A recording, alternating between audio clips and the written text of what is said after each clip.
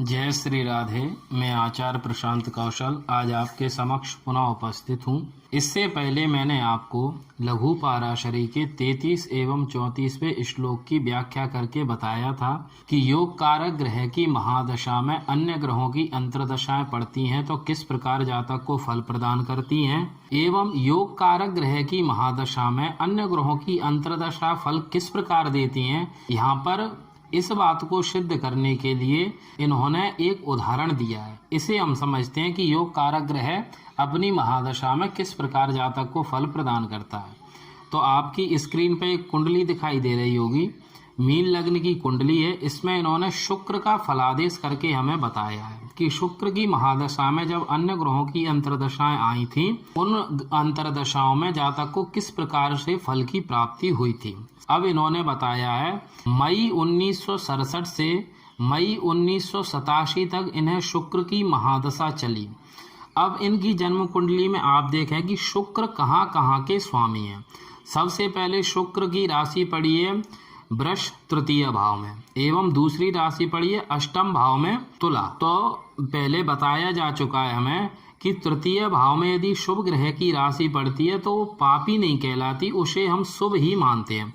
लेकिन अष्टमेश होने के कारण से शुक्र को अवश्य ही पापी माना जाएगा। लेकिन यहाँ पर एक सिद्धांत लागू होता है विपरीत राजयोग का। विपरीत राजयोग किस प्रकार बनता है कि षष्ठम भाव का स्वामी, अष्टम भाव का स्वामी एवं द्वादश भाव का स्वामी यदि षष्ठम अष्टम द्वादश स्थान में ही स्थित हो जाता है तो वह जातक को विपरीत राजयोग बनाकर योग फल की प्राप्ति कराता है।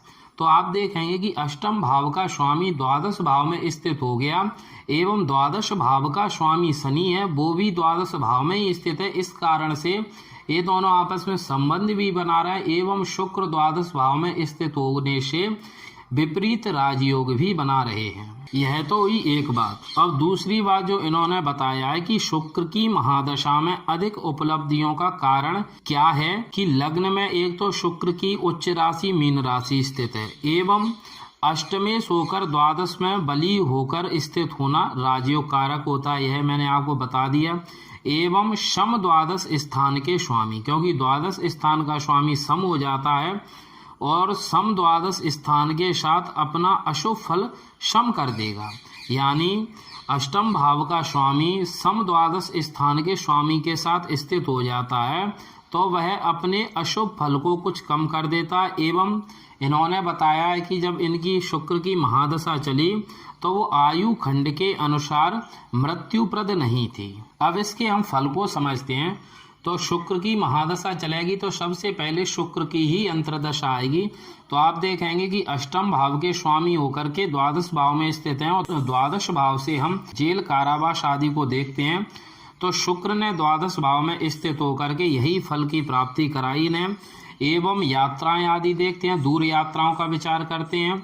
तो यहाँ पर जब इनके में शुक्र की अंतर्दशा रही तो इन्हें घर से दूर रहना पड़ा एवं जेल आदि की भी यात्रा करनी पड़ी थी उस समय पर। अब इसके बाद में इनके में सितंबर 70 से सितंबर 71 तक इनके में सूर्य की अंतर्दशा रही और सूर्य आप देखेंगे अष्टम भाव के स्वामी हैं और दशम भाव में जाकर स्थित हैं। और संबंध किससे बनाए? लग्न के स्वामी एवं दशम भाव के स्वामी गुरु से, यानी योग कारक ग्रह से संबंध बनाए हैं। और शुक्र को शुभ ग्रह माना गया है यहाँ पर। और पहले बताया जा चुका है कि शुभ ग्रह की महादशा में यदि किसी पापी ग्रह की अंतर्दशा आती है तो वहाँ पर योग आदि फल की बातें चलती हैं, लेकिन असल में योग फल की प्राप्ति नहीं होती। तो यहाँ पर भी यही हुआ। इन्होंने बताया है कि उस समय पे इन्हें राजयोग की संभावना दिखाई दी, उससे संबंधित बातचीत चली एवं अच्छे प्रशासनिक पद की बात चली, लेकिन अंतिम निर्णय यही हुआ, केवल बात ही होकर रह गई, लेकिन योग फल की प्राप्ति नहीं हुई क्योंकि षष्ठम भाव के स्वामी यानी पापी ग्रह की अंतर्दशा रही थी। इस कारण से योग फल की प्राप्ति इन्हें नहीं हुई। इसके बाद में आप देखेंगे कि इनके में 71 से 73 तक चंद्रमा की अंतर्दशा रही। चंद्रमा भी पंचम भाव के स्वामी हैं और जाकर नवम भाव में यानी द्वितीय त्रिकोण में स्थित हैं और नीच के होकर त्रिकोण स्थान में स्थित हैं।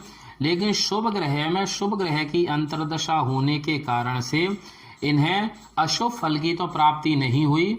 दोबारा से इस समय पे इन्हें पद आदि की बातचीत चली, लेकिन इसमें भी इन्हें पद की प्राप्ति नहीं हुई। अब इसके बाद में देखें, इसके बाद में इनके में अंतर्दशाई मंगल की, और मंगल कहाँ के स्वामी है? मंगल नवम भाव के स्वामी एवं द्वितीय भाव के स्वामी है। तो द्वितीय भाव के स्वामी होने से सम हो गए और नवम भाव के स्वामी होने से योग कारक हो गए।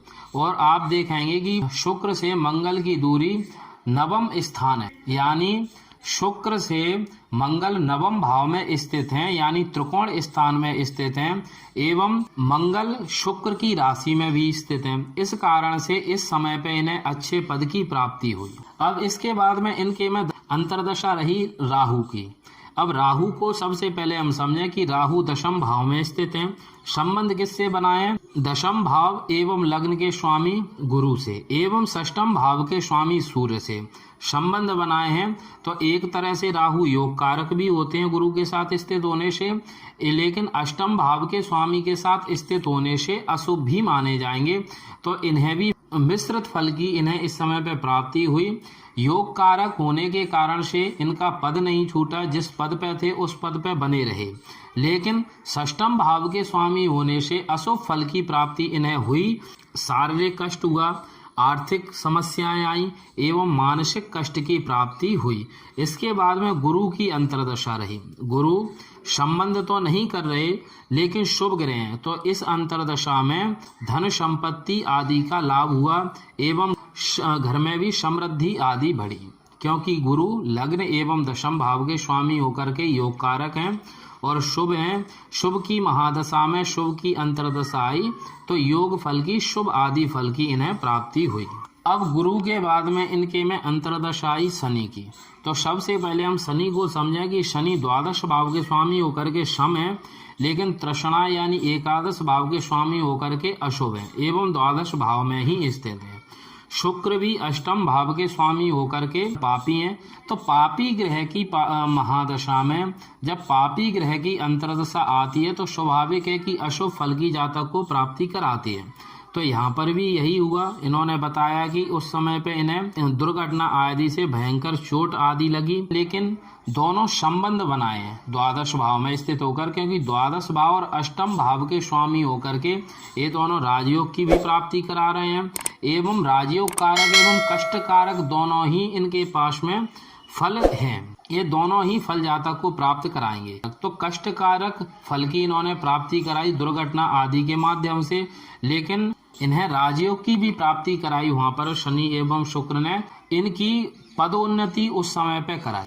यहाँ पर इन्होंने एक बात और बताई है कि जब शुक्र की महादशा चलती है उसमें जब शनि की अंतर्दशा आती है तो शनि की अंतर्दशा में शुक्र का फल प्राप्त होता है, और जब शनि की महादशा चलती है और उसमें जब शुक्र की अंतर्दशा आती है तो उसमें भी शनि का फल प्राप्त होता है। तो इस प्रकार से इन्होंने इसे बताया है एवं शनि की महादशा का आगे इन्होंने वर्णन किया, उसमें ये विस्तार से हमें इस बात को बताएंगे। अब इसके बाद में इनके में अंतर्दशा रही बुध की। अब बुध को आप देखेंगे कि चतुर्थ भाव के स्वामी हैं एवं सप्तम भाव के स्वामी होकर के एकादश भाव में स्थित हो गए हैं। तो बुध अशुभ नहीं है, लेकिन केंद्राधिपत्य से दोषी भी हैं, लेकिन इसमें इन्होंने अशुभ फल की प्राप्ति नहीं कराई, क्योंकि शुक्र एवं बुध आपस में मित्र भी हैं। तो इन्होंने बताया है कि इस अवधि में इनका श्रेष्ठ मकान आदि बना एवं परिवार में भी वृद्धि हुई, पुत्र का भी अच्छा रोजगार शुरू हुआ। क्यों? क्योंकि चतुर्थ भाव के स्वामी बुध हैं और चतुर्थ भाव से हम मकान आदि के बारे में देखते हैं। श्रेष्ठ मकान आदि भी इस समय पे बना। अब इसके बाद में केतु की अंतर्दशा आई। अब आप केतु को देखें कि केतु चतुर्थ भाव में स्थित है एवं शुक्र से पंचम भाव में स्थित है, और केतु का स्वामी जो है बुध वो एकादश भाव में स्थित है, लेकिन षष्ठम भाव के स्वामी से दृष्ट है।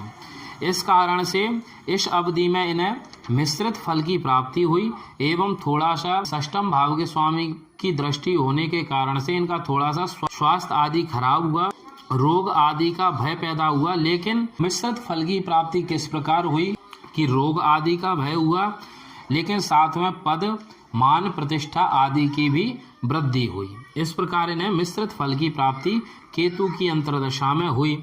इसके बाद में सूर्य की महादशा आई। सूर्य की महादशा में सूर्य की अंतर्दशा सामान्य रही, क्योंकि देखो पहले भी बताया जा चुका है कि जब चाहे अशुभ ग्रह हो, पापी ग्रह हो, शुभ ग्रह हो, योग कारक ग्रह, कोई भी ग्रह हो, यदि उसकी महादशा में उसकी खुद की अंतर्दशा आती है तो वो अवश्य ही, यदि योग कारक है तो योग फल नहीं देता, शुभ है तो शुभ फल नहीं देता, पापी है तो पाप फल नहीं देता, मारक है तो मारक फल की प्राप्ति नहीं कराता। इस कारण से सूर्य की महादशा इन्हें सामान्य रही, लेकिन जब चंद्रमा की अंतर्दशा आई तो पुत्र आदि के विवाह आदि कराया, क्योंकि चंद्रमा पंचम भाव के स्वामी है। इस कारण से अब इस कुंडली को हम समझें कि जो इस कुंडली के इन्होंने फल का निर्णय किया है वो केवल पाराशरी के ही 4 संबंधों से नहीं किया। जैसे इन्होंने बताया कि शुक्र से पंचम भाव में केतु थे, शुक्र से नवम भाव में मंगल थे, शुक्र से दशम भाव में चंद्रमा थे, तो इन्होंने अच्छा फल दिया। तो यह संबंध पाराशरी में के चतुर्विध संबंधों में से नहीं आता, तो इन्होंने इन संबंधों को फल दीपिका से लिया है। फल दीपिका में कुछ इस प्रकार के संबंध बताए गए हैं, तो इन्होंने कहा है कि ये संबंध भी अच्छा योग देने वाले हैं। वो किस प्रकार है संबंध? रासौ स्थितिर्मिथो योगो दृष्टि केंद्रेषु संस्थितिः त्रिकोणे वा स्थिते पंचः प्रकारो बंध ईरितः। यहाँ पर फल दीपिका से इन्होंने 5 संबंधों को ग्रहण किया है। सबसे पहला संबंध है एक दूसरे की राशि में स्थित होना यानी क्षेत्र संबंध। दूसरा संबंध है एकत्र स्थिति होना यानी सहावस्थान संबंध। तीसरा संबंध बताया परस्पर दृष्टि होना यानी दृष्टि संबंध। चौथा संबंध बनाया परस्पर केंद्र में होना। परस्पर केंद्र में होने का मतलब है जहां पर जो ग्रह स्थित है, जैसे इसी कुंडली में शुक्र द्वादश भाव में स्थित है और चंद्रमा नवम भाव में स्थित है, लेकिन जब आप द्वादश भाव से गिनेंगे तो चंद्रमा दशम भाव में आएंगे शुक्र से। तो इस प्रकार परस्पर केंद्र में होना एवं परस्पर त्रिकोण में होना। त्रिकोण में कैसे? जैसे शुक्र द्वादश भाव में स्थित है और केतु चतुर्थ भाव में स्थित है, तो जब हम द्वादश भाव से गिनेंगे तो पंचम भाव में केतु पड़ेंगे। इसी प्रकार मंगल अष्टम भाव में स्थित है, लेकिन जब हम शुक्र से गिनेंगे तो नवम भाव में मंगल स्थित होंगे। तो इस प्रकार के इन्होंने यहाँ पर 5 संबंधों को लिया है।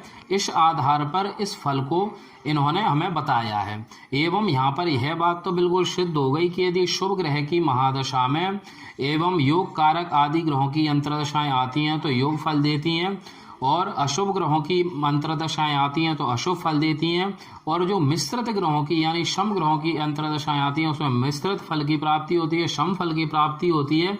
एवं जो ग्रह कारकत्व प्राप्त किए एवं मारकत्व प्राप्त किए तो उस ग्रह की महादशा में, जैसे शुक्र और शनि की आई थी, वो तो उस ग्रह की महादशा में शुभ फल की भी प्राप्ति होती है एवं अशुभ फल की भी प्राप्ति होती है। तो इस प्रकार का फल यहाँ पर इन्होंने बताया है। इस उदाहरण के माध्यम से आपकी समझ में आ गया होगा कि हम किस प्रकार से फल का निर्णय करते हैं।